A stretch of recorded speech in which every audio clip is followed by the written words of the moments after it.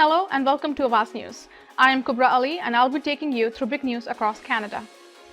The expenses of trustees at several Ontario school boards are under the Education Minister's microscope, with claims for a $145 Apple Watch band and a $15 milkshake providing particular fodder for a board shake-up that's likely far from over. The Toronto Catholic District School Board is one of the 5 boards under government supervision due to what Education Minister Paul Calandra called mismanagement. He signaled on the last day of school in June that there would be more to come, saying a broader rethink of school board governance was required, and in recent weeks he has appeared to have sharpened his focus on the role of trustees. Calandra has said he can't see ever handing the boards currently under supervision back to trustees, and he is also looking closely at eliminating the position of trustee entirely. There is no truth to a rumor he is considering getting rid of school boards altogether, he said. The supervisors appointed by Calandra are poring over the expenses of trustees, and the minister has zeroed in on claims by Toronto Catholic District School Board Chair Marcus D. Domenico. The Canadian press has seen some of the receipts, including for the watch band and milkshake, as well as a 3 a.m. McDonald's order and others. D. Domenico said Calandra is zeroing in on his expenses in particular because he has been outspoken against what he calls the minister's moves to silence trustees and therefore parents' voices. D. Domenico said he does not have an office and will therefore expense food or drink items such as the milkshake or coffee at Tim Hortons to meet there where parents and hear their concerns. When it comes to the milkshake, a cookie dough shake from Holy Shakes that came out to $15.81 with tax, D. Domenico said that's where a parent wanted to meet. The 3 a.m. McDonald's receipt was from a time last year he believes he stopped for food on the way home after a late meeting, D. Domenico said, though the receipt includes a delivery fee and courier tip. The watch band is also above board, D. Domenico said. Calandra said D. Domenico can cry foul all he wants, but his board was placed under supervision due to years of financial mismanagement by its trustees, including Mr. D. Domenico with a $75.2 million accumulated deficit. D. Domenico and other cities of Calandra's move say the real issue is government underfunding of education, with increases falling short of matching the pace of inflation and leaving boards further and further behind. NDP education critic Calandra Pasma said cutting out the role of trustees equals removing parents' ability to have a say in their children's education. Police have identified a suspect who is wanted in connection with the shooting in Pickering last month that sent 2 people to the hospital.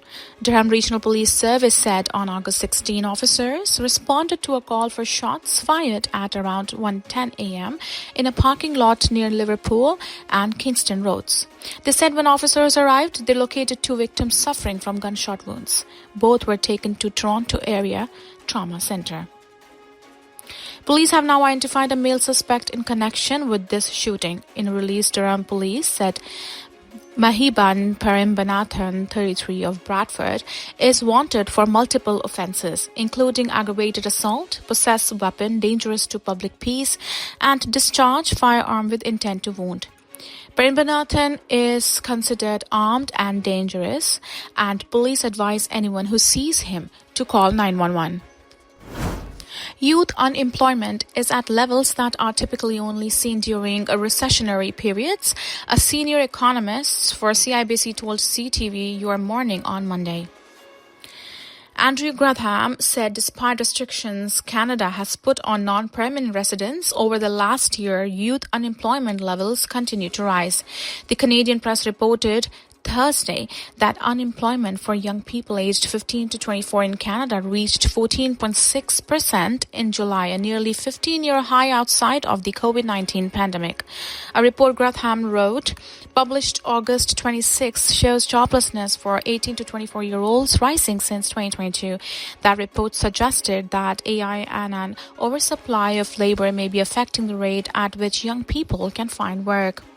Gratham pointed to self-checkout counters and AI as examples of technological innovation that are taking away some of those temporary jobs. For young people, these changes in technology do seem to be taking away jobs that they would typically do either temporarily or as a first job coming out of university. Gratham suggested that another possible reason for an increase in youth unemployment may be due to employers looking for workers who will hold positions permanently rather than student or young person who may only work the job over the summer or while they study before moving into a professional job in their field. In August, the U.S. Bureau of Labor Statistics put the unemployment ratio of young Americans at about 10%. This is not just a Canadian phenomenon. We are seeing elevated levels of youth unemployment in other countries. For example, parts of Europe and even in the US, where the overall labor market is actually quite strong. Obviously, those countries have not seen big increases in student numbers, non-permanent residents, so there is something else at play here. An Ontario court has sentenced a man to 10 years in prison after he was convicted of multiple terror-related charges in connection with propaganda material he made calling for violence against Jews and to help recruit people to a neo-Nazi group. Patrick Gordon McDonald, 26, was sentenced for enhancing the ability of any terrorist group to facilitate or carry out a terrorist activity, facilitating a terrorist activity and committing an indictable offense for the benefit of, at the direction of, or in association with one or more terrorist group, the Public Prosecution Service of Canada said Monday in a news release. Prosecutors said McDonald participated in the creation and editing of 3 recruitment videos encouraging viewers to commit violent acts on behalf of the Atomwaffen Division, AWD, a listed terrorist group in Canada. They said he used his video equipment and skills as a graphic designer and he posted the videos online along with other violent images as propaganda for the group. The RCMP charged McDonald back in July in connection with the offences alleging the Ottawa man operated under the screen name Dark Foreigner. The Atomwaffen Division has been listed as a terror group in Canada since 2021. According to Public Safety Canada, the group calls for acts of violence against racial, religious, and ethnic groups, as well as informants, police, and bureaucrats to prompt the collapse of society. Jewish advocacy group B'nai B'rith Canada testified at the trial about McDonald's impact on the Jewish community. The group issued a statement Monday applauding the sentence. This is a strong sentence and should serve as a deterrent to future would-be extremists, Richard Robertson, Canada's Director of Research and Advocacy, said. He applauded the police and Crown for their respective roles in bringing this hate-monger to justice. He added that online radicalization endangers the lives of all Canadians and undermines Canada's national security. York Regional Police are making a public appeal for information about the whereabouts of convicted sex offender who is alleged to have cut off a GPS monitoring device while awaiting sentencing. Police said that the accused engaged in sexual activity with a person under the age of 18 in June 2023 in the city of Toronto and was subsequently charged criminally. In May, he was found guilty of obtaining sexual services for considering under 18 and failure to comply with a judicial release order. Police say that while awaiting sentencing on July 22nd, the suspect cut off his GPS ankle monitoring device. He was subsequently sentenced to 5 years in prison last month but remains outstanding. Police say that Chingwan Chodley, 27, of Markham is now wanted for failure to comply with the judicial release order and mischief under $5,000. The accused is encouraged to seek legal advice and turn himself in.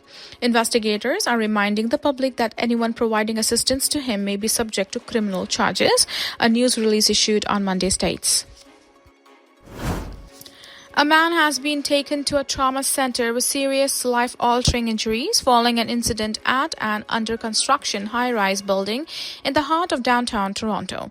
Emergency crews were called to 1 Bloors West, the future site of an 87-story building at the intersection of Yonge and Bloor Streets Monday afternoon. Toronto Fire said they received a call about an injured worker and initially had trouble reaching him. Toronto Paramedic Services said they transported one person to a trauma center. They later confirmed that one male worker was transported from the scene with a serious life-altering injury. It's not yet clear how he was injured. Several homes in Toronto's East York area have been evacuated after a fire broke out a house on Yardley Avenue late Monday afternoon. Police said they were called to the Topfin Park neighborhood, north of St. Clair and west of Victoria Park Avenues, just before 6 p.m. for reports of a house fire. Toronto fire crews are now on scene working to douse the 2-alarm fire. In a post on social media, Toronto police said the fire has spread to surrounding homes and all surrounding houses have been evacuated. No injuries have been reported. Police are advising drivers of delays in the area and are urging them to use alternate routes. Yardley is currently closed between Victoria Park and Barron Avenue. Thank you for tuning in. I'm Kubra Ali. I'll see you back tomorrow, same time, same channel. Have a good night.